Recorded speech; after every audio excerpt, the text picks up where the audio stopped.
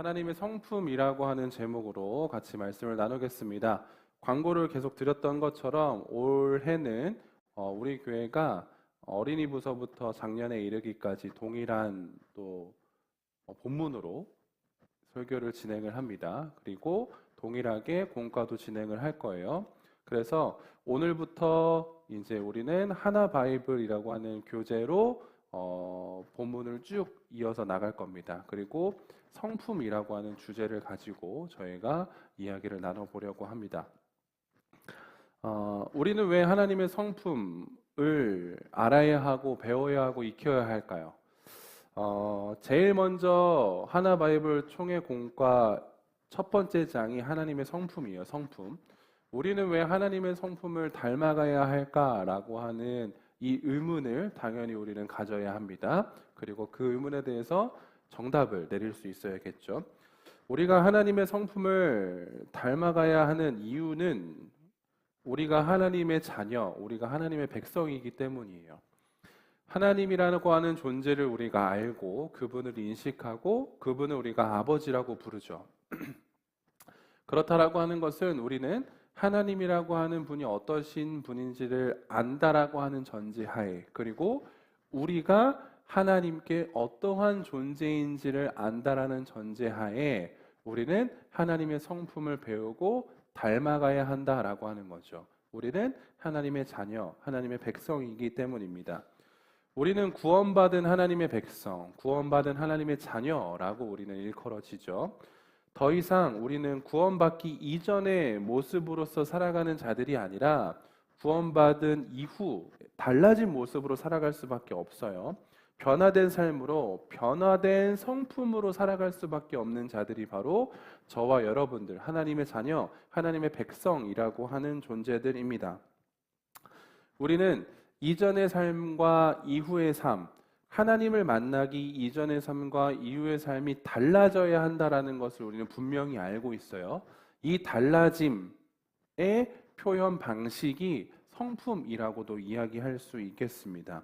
그러니 우리가 하나님의 성품을 배운다라고 하는 것은 나의 성품이 하나님의 성품을 닮아가기 위한 준비 과정이다라는 것을 여러분들이 잘 알아주셨으면 좋겠어요. 그리고 이 땅에 살아가는 하나님의 백성, 하나님의 자녀들에게는 반드시 하나님의 성품을 알고 그 하나님의 성품을 닮아가도록 살아가야 한다라는 것이 너무나도 당연스럽게 우리들에게 주어진 사명, 소명이다라고도 이야기할 수 있겠습니다. 누군가는 이렇게 말할 수 있어요. 아니, 우리가 어떻게 하나님의 성품을 닮아갈 수 있겠습니까? 그건 불가능하지 않습니까? 라고 이야기할 수도 있어요. 그런데 반은 맞고 반은 틀려요. 우리는 원래 하나님의 성품에 참여할 수 없는 자들이 맞아요. 죄송해요. 우리는 원래 하나님의 성품에 참여할 수가 없어요. 왜냐하면 우리는 죄인이기 때문이에요. 우리가 죄인이기 때문에 하나님과의 관계가 끊어져 버려서 우리는 더 이상 하나님이라는 존재를 찾을 수 없고 그분이 가지고 있는 성품에 참여할 수 없는 존재가 맞아요. 그것을 우리는 전적 타락이라고 이야기를 하죠. 전적으로 타락하였기 때문에 우리는 절대적으로 하나님을 만날 수 없고 발견할 수 없고, 그렇기 때문에 우리는 하나님의 성품에 참여할 수 없는 자가 맞아요. 하지만 하나님께서는 그런 우리들을 가만히 내버려 두지 않으시고 그분의 방법과 그분의 때에 맞게 구원의 계획을 펼쳐 가셨죠. 그로 인하여서 예수를 믿는 자들에게 구원의 은혜를 베푸셨고, 그로 인하여서 우리는 예수 그리스도와 연합된 자로서 하나님과 교제할 수 있는 특권을 누리게 되었다라고 하는 겁니다. 그래서 하나님과의 교제 가운데서 하나님을 알아가는 데 있어서 우리는 하나님의 성품을 발견하고 닮아갈 수 있어야 한다라고 하는 것이죠. 우리가 이제부터 앞으로 배울 이 하나님의 성품을 크게 두 가지로 좀 나눌 수 있어요. 속성이라고 이야기하는데, 우리가 하나님에 대해서 이야기를 할 때, 인간의 입장으로서 하나님에 대해서 이야기를 할 때 조금 더 이해하기 쉽도록 만들기 위해서 하나님의 성품, 속성을 두 가지로 나눠놨거든요. 두 부류로. 하나는 공유적 속성, 하나는 비공유적 속성, 이렇게 둘로 나눠요. 물론 우리의 입장에서는 모든 것이 다 비공유적 속성이 맞아요. 하지만 좀 더 편의를 위해서 이렇게 하나님의 속성을 나눠놨다는 것. 자, 그러면 공유적 속성은 뭐고 비공유적 속성은 뭐냐? 쉽게 얘기하면 이거예요. 비공유적 속성은 인간에게는 절대 보여지지 않는 하나님의 속성이에요. 그럼 공유적 속성은 인간에게 어렴풋이라도 보여지는 하나님의 속성이 공유적 속성이에요. 자, 비공유적 속성. 인간에게는 도무지 있을 수 없는 하나님만이 가지고 계시는 속성. 완전함, 편재성, 영원성. 이런 것들이 비공유적 속성이고, 우리들에게 어렴풋이 보여지는 하나님의 속성이 있는데 그것을 공유적 속성이라고 불러요. 그것이 무엇이냐면 거룩, 의, 사랑 이런 것들이 바로 공유적 속성이에요. 그래서 우리가 하나님의 성품을 배운다라고 하는 것은 공유적 속성을 배운다라고 여러분들이 머릿속에 인지를 해주시면 좋을 것 같아요. 하나님은 인간을 만드셨을 때 자신을 닮은 형상을 만드셨어요. 그러니 우리는 인간은 하나님을 닮은 존재들이에요. 하나님을 닮은 존재들이라고 하는 거죠. 이 공유적인 속성은 지식, 의지, 거룩, 선, 사랑, 의, 능력 이런 것들을 이야기하는데 우리가 하나님의 성품을 닮아간다라고 했었을 때 우리는 하나님의 비공유적 속성이 아니라 공유적 속성을 닮아가는 것이다 라고 여러분들이 머릿속에 인지를 해주시면 좋을 것 같습니다. 그리고 오늘 본문 4절을 잠깐 눈으로 보면 신성한 성품에 참여하는 자가 되게 하려 하셨다라고 하는 말씀이 있어요. 그리고 하나님의 신성한 성품에 참여한 자의 모습이 어떠한지를 4절부터 7절까지 쭉 말씀해 놓고 있는데 8가지의 항목으로 이야기를 할 수 있거든요. 믿음, 덕, 절제, 인내, 경건, 형제우애 이렇게 쭉 나열할 수 있거든요. 이 8가지가 어떻게 유기적으로 형성이 되었는지 한번 이야기를 해드릴게요. 믿음이라고 하는 기초 위에 하나님의 부르심에 합당하게 살아가는 덕을 우리는 쌓을 수 있어야 해요. 그리고 그렇게 하기 위해서는 하나님을 아는 지식을 우리에게 우리 삶 가운데 더해져야 돼요. 그 지식이. 그리고 이 지식을 올바르게 사용하기 위해서는 무엇이 필요하냐? 절제라고 하는 것이 필요합니다.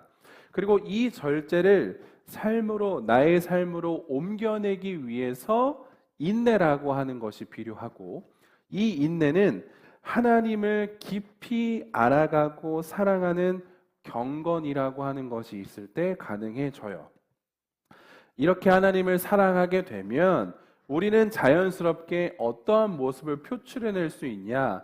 형제를 사랑하는 모습을 표출해 줄 수 있고 궁극적으로 우리 가운데 하나님을 사랑하고 이웃을 사랑하는 이 사랑이라고 하는 열매가 우리 삶 가운데 맺혀지게 된다라는 것을 오늘 본문은 우리들에게 이야기해 주고 있습니다. 이 8가지의 항목은 성화의 과정에서 맺히는 열매들이라고 이야기할 수 있어요. 성화. 우리가 예수 그리스도를 믿고 구원을 받았죠. 그렇다라고 한다면 이제는 우리는 성화의 삶으로 살아가는 과정 안에 있다라고 하는 것을 우리는 명심해야 돼요. 성화라고 하는 것은 그리스도를 믿는 자들이 살아가는 영역이거든요. 일상생활, 삶의 영역이거든요. 그런데 이 성화의 삶에서 반드시 누가 함께 하시냐? 성령님이라고 하는 하나님께서 함께 해주세요. 성령님이 성화의 삶에 함께 하셔야지만 우리는 성령님을 통하여서 이 아름다운 열매들을 맺힐 수 있게 된다라고 하는 겁니다. 그래서 종합해 보자면 이 하나님의 성품은 곧 성화의 과정에서 맺혀지는 열매들이다라고 우리들은 이렇게 정의해 볼 수 있다라고 하는 거죠. 누가복음에 이러한 말씀이 있어요. 한번 들어보세요. 선한 사람은 마음에 쌓은 선에서 선을 내고 악한 자는 그 쌓은 악에서 악을 낸다. 이는 마음에 가득한 것을 입으로 말함이니라. 선한 사람은 마음에 쌓은 선에서 선을 낸대요. 그리고 악한 사람은 그 쌓은 악에서 악을 낸대요. 이 말은 무엇이냐면 선한 삶을 살아가면 선한 열매를 맺을 수밖에 없고 악한 삶을 살아가면 악한 열매를 맺을 수밖에 없다라는 것을 이야기합니다. 이것을 하나님의 성품으로 좀 가져와 볼까요? 하나님의 성품이라고 하는 열매를 맺는 사람들은 곧 그리스도 안에서 그리스도와 연합한 자만 하나님의 성품이라고 하는 열매를 맺을 수 있어요.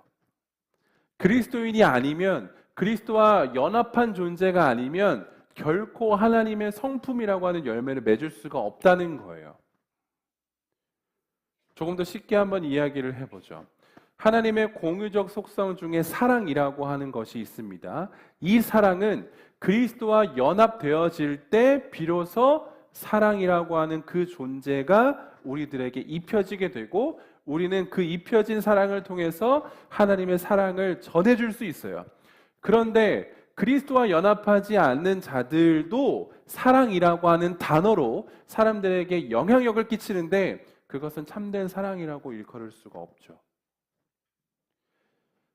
그리스도를 알고 그리스도와 연합한 상태로 하나님의 자녀로서 사랑이라고 하는 열매를 맺는 자와 그리스도를 알지 못하고 그리스도와 연합하지 아니하고 하나님의 자녀가 아닌 상태에서 사랑이라고 하는 열매를 맺는 것 질적으로 달라요.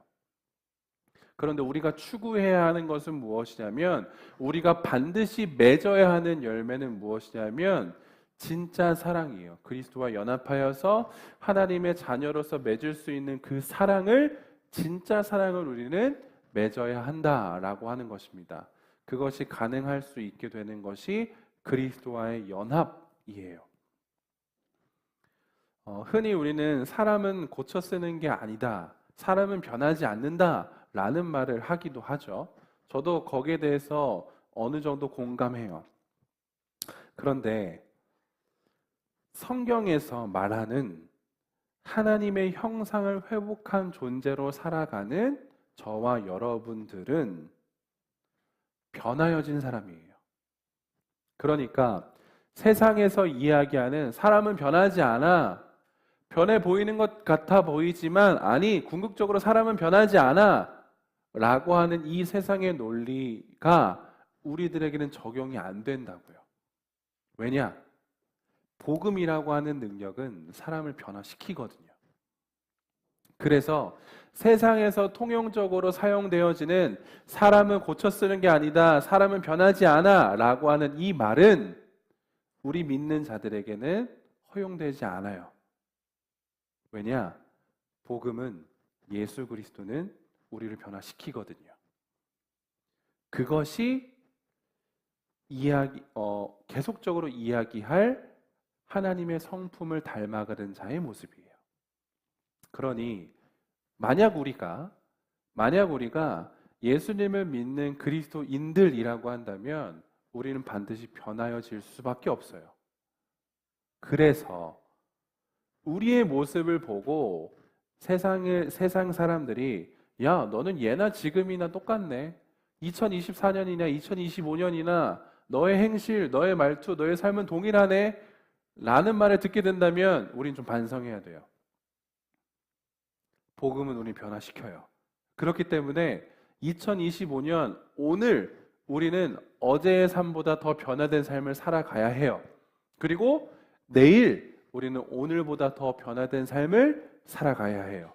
그게 하나님의 성품을 아는 자, 닮아가는 자의 모습이 맞습니다. 그래서 여러분들 2025년 시작하면서 다양한 다짐들 하셨을 거예요. 그리고 저희 더불어 청년부도 주는 교회 전체적인 표어와 맞게 말씀을 더 가까이 하자라고 하는 이 마음을 담아서 표어를 만들었는데 하나님을 계속적으로 닮아갈 수 있도록 애쓰셔야 해요. 노력하셔야 해요. 우리가 12월부터 1월까지 성경 정독대 했잖아요. 제가 다 하셨어요? 이거 물어보지 않는 이유는 뭐냐면 여러분들이 부담을 주지 않기 위해서요. 할 사람들은 하셨을 거고 안 한 사람들은 안 하셨을 거예요. 그런데 괜찮아요. 왜? 우리 2025년 주구장창 말씀을 읽을 거거든요. 여러분들은 주구장창 말씀을 읽으셔야 돼요. 왜냐? 하나님의 성품을 어디서 발견할 수 있냐면 말씀에서 발견할 수 있기 때문이에요. 우리는 하나님의 성품을 닮아가야 하는 하나님의 자녀들이 맞습니다. 그렇다라고 한다면 하나님을 알아야 해요. 하나님의 성품을 닮아가기 위해선 하나님을 알아야 하는데 어떻게 알아가겠냐라고 했었을 때 그 답은 한 가지예요. 하나님의 말씀, 성경 안에서 찾으셔야 돼요. 성경 안에서 예수님을 바라보면서 예수님께서는 어떻게 사셨지? 예수님은 어떤 말씀을 하셨지? 예수님께서는 정말로 죄인들을 위해서 어떠한 마음을 가지셨지? 라는 것들을 성경 안에서 발견하셔서 하나님의 성품을 발견하셔서 그렇게 살아가도록 하셔야 해요. 어디 열흘 동안 기도원에 짱 박혀서 하나님 성품 주세요 이게 아니라 말씀을 읽어낼 수 있는 능력으로 성령의 조명하심을 통해서 우리는 발견할 수 있어야 된다고요. 변하여지지 않은 이유는 무엇이냐면 말씀 안 읽어서예요. 우리가 늘상 어제도 오늘도 내일도 변하지 않을 것처럼 여겨지는 이유는 무엇이냐면 말씀 안에서 우리는 말씀 안에서 하나님의 성품을 찾지 않아서예요. 그냥 내 생각엔 내가 지금까지 쌓아온 신앙의 경험으로 연륜으로 그 모든 것들을 하려고 하니까 당연히 변하여지지 않죠. 당연히 우리는 하나님의 자녀답게 살아가지 못한다는 거죠. 내 경험으로, 내 의지로, 내 노력으로 하나님을 닮아가려고 하니까 안 된다고요. 그래서 우리는 뭘 해야 한다? 하나님께서 원하시는 것이 무엇인지 진실로 담겨있는 이 하나님의 말씀을 통해서 우리는 하나님의 성품을 닮아갈 수 있어야 한다라고 하는 겁니다. 그런데 이 변화는 극적이지 않아요. 우리는 조금 극적인 걸 원할 수도 있어요. 성격 1독 했다고 정말로 내가 하나님을 다 아는 것처럼 여겨지면 너무 좋겠지만 아니요. 그렇게 극적으로 변하지 않아요. 사람은 그렇게 극적으로 변화되지 않아요. 점차 변화되어질 거예요. 그래서 성화라고 하는 이 과정은 매우 힘들어요.